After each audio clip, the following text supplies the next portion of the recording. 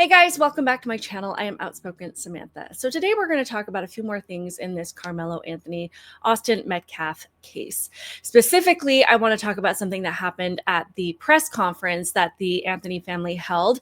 And some are saying that this one simple act may completely annihilate the self-defense claim that the Anthony family is trying to make on behalf of their son. We also need to talk about the Metcalf family and the challenges that they are dealing with, despite what the vile race baiting representative for the Anthony family is trying to say and making it seem like the Anthony family are the victims in this situation. Let's remember that the Metcalf family are the true victims of what played out. So I'm going to get into all of that. But before we do, please hit the thumbs up button on this video and subscribe to my channel. As I have mentioned recently, YouTube is heavily shadow banning my content. So if this video did reach you, I appreciate your help in letting YouTube know that censoring conservative voices is stupid. So in my last video, I did touch on the press conference that was held on behalf of Karmelo Anthony's family just a few days ago. And they had this activist speaking on their behalf, and then they offered their own comments afterwards. Well, before the conference even started, apparently Austin Metcalf's dad, Jeff Metcalf, showed up at this event and stood at the back of the room. He just stood there against the wall, didn't say anything, wasn't bothering anyone. And then he was asked to leave. Initially, it is said that he did refuse, and then he was asked again. And then it was requested that security escort him out, and he was then led out of the meeting. So this is what that looked like.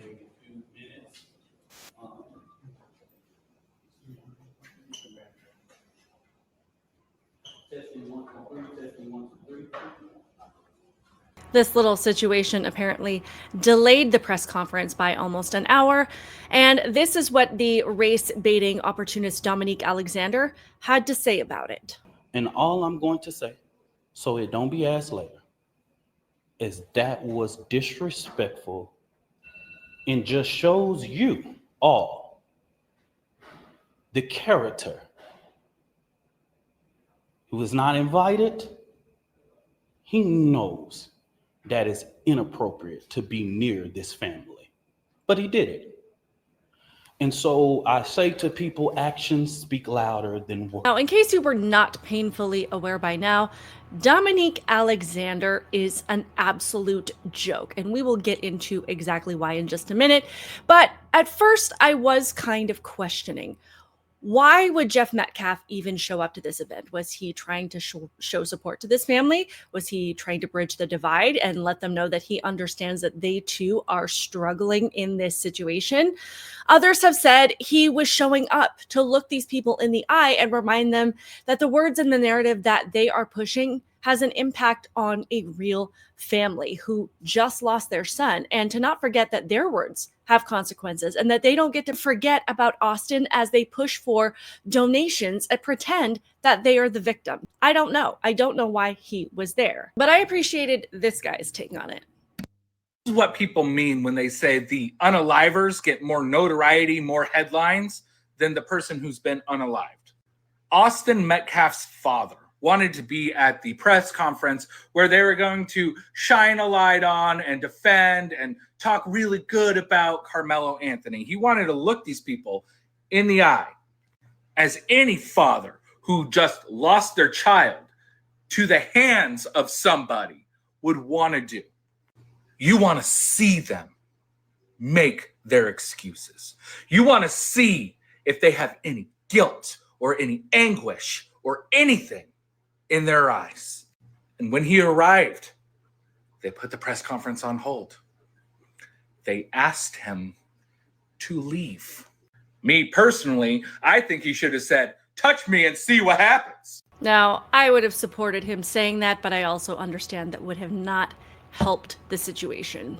But what was demonstrated in this video was not lost on people. I loved this guy's explanation of it. Metcalf's father literally just single-handedly destroyed Karmelo Anthony's entire self-defense case in one move. So while Karmelo Anthony's mom's over there crying in front of the media, talking about how much her daughter can't sleep in their room because of how scared they are, knowing that their son just took the life of Austin Metcalf simply because he tried to tell him to leave from an area where he was not supposed to be in the first place. See, Austin Metcalf's dad did exactly just that. While he showed up uninvited to an event where he was not supposed to be, in an area where he was not supposed to be. He showed up to Carmelo Anthony's press conference. He walked in, one hand in a strap or a sling, and his other hand just free. So when I said single-handedly, now you get it. Well, he showed up. He just stood to the side in a corner, said nothing. He was asked to leave. He refused to leave, kind of like Carmelo Anthony was asked to leave and refused to leave. They told him again to leave, kind of like Carmelo Anthony was told again to leave, but refused to leave. And then the security approached him and escorted him out. No weapons were drawn. Nobody died. Nobody was stabbed. But in their case, when Carmelo Anthony was asked by Austin Metcalf to leave, he immediately got defensive and pretty much put up a threat when he said, touch me and see what happens. When Austin Metcalf again told him, bruh, just leave, he told him, punch me and see what happens. And when Austin Metcalf held him and decided to escort him out, right, that's when he pulled out the knife and stabbed Austin Metcalf in the heart. So look, now the roles were reversed. This one white guy showed up to a press conference where he wasn't invited, filled with black people. When he was asked to leave, he refused. When they asked him again and he refused again, then security came and escorted him out. No blood drawn, no lives lost. And there goes their entire self-defense case. So, yeah, my question is, was he there to prove a point? He went into an area that he was not invited to, where he knew that he would be asked to leave. He resisted leaving. More force was needed, yet at the same time, no weapons were drawn and deadly force wasn't even close to being needed. Carmelo faced off with one person who didn't want him there. Jeff Metcalf was in a room full of people who didn't want him there. Yet the scenario played out with no danger to anybody else. So again, did he make his point? Moving on, the Metcalf family is not only dealing with the death of their son and Hunter's twin brother, and Hunter is definitely going to need trauma therapy after having to watch his twin brother bleed out in his arms because he was brutally stabbed in the chest. The Metcalf family is now being swatted. So it is being reported that someone placed a fake 911 call and said that there were gunshots coming from the house. And this, of course, led to an immediate response from an entire SWAT team.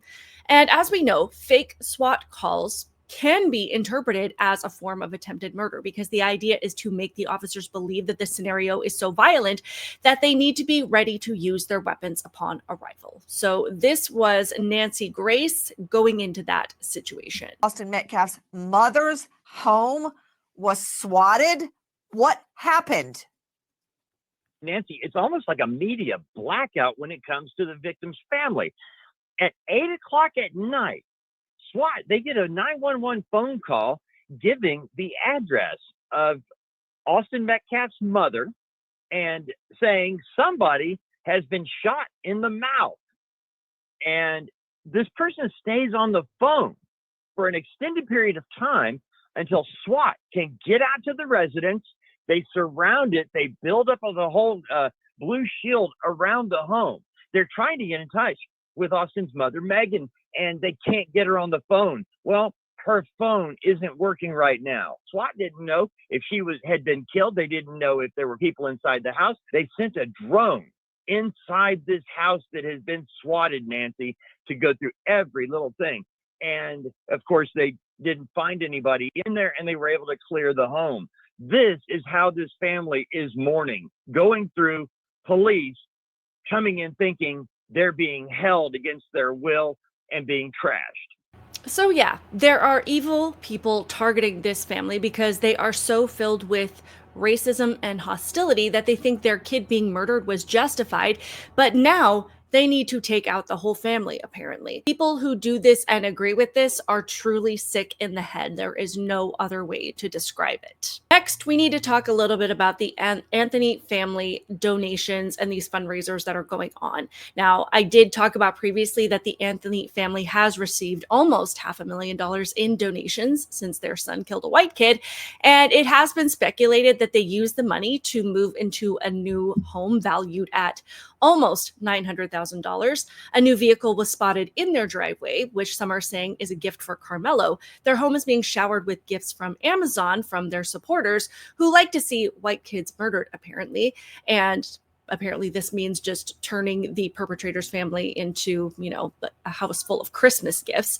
And friends are now making money off of the situation by selling merch with Karmelo's face on it. Now, the Anthony family has vehemently denied that this money is being used for these luxuries. And at the same time, pretty much anybody that is donating to them is saying that anything they do use this money for is justified because of schmacism.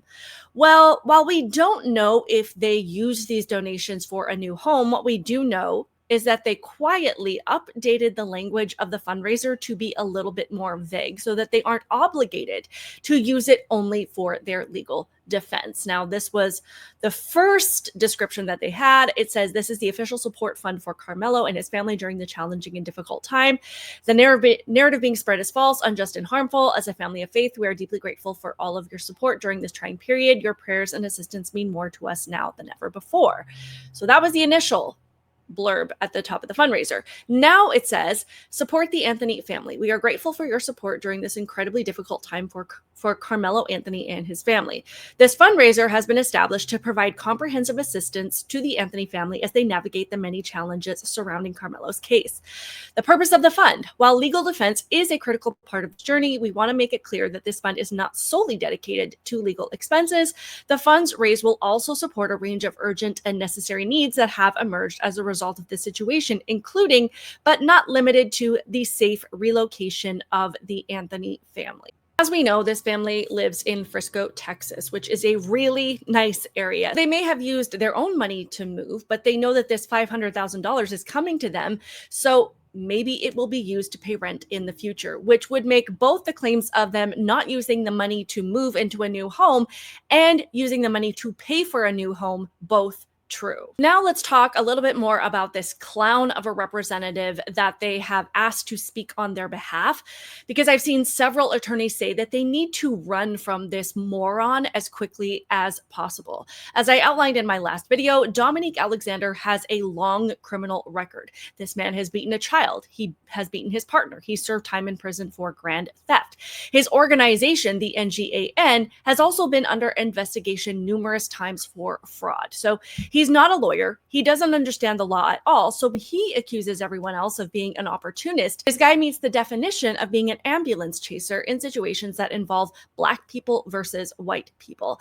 And the Anthony family could not have done anything worse than get involved with this guy. Regarding Karmelo Anthony and the debacle that these community activists in Dallas have created. And let me just say this, I can say with confidence that I truly believe this group of individuals is probably one of the worst things that could have happened to any attorney presenting a defense for a young man accused of such a serious criminal offense. There used to be a time when people would get in trouble and the only person they really wanted to speak to would be an attorney. But now we're living in this era where there are these self-proclaimed community activists who get a hold of families before the family has an opportunity to get a hold of an attorney. And that's where things go bad. I don't fault the family for not knowing how to properly navigate tragedy. I do fault the people who see that and then use that as an opportunity to capitalize and sensationalize issues that should not be at the forefront of this kid's defense. These people are not lawyers. These people do not understand juries. These people do not understand the Constitution. These people do not understand the penal code. These people do not understand the Texas Code of Criminal Procedure. They don't understand anything. They are moving in a space that they have no business being in. So they took it upon themselves to hold a press conference without even consulting competent counsel about what their plan would be, and made race the main issue when this case never had to be about race. I truly hope and pray this family runs quick, fast, and far away from this activist group and immediately disassociate themselves, because their ideas and philosophies are not aligned with the defense that Karmelo Anthony's attorney is slowly unveiling to the public. Oh yeah, this is why it's really, really hard for me to see Carmelo Anthony's mom sobbing over her baby boy and feel any real sympathy.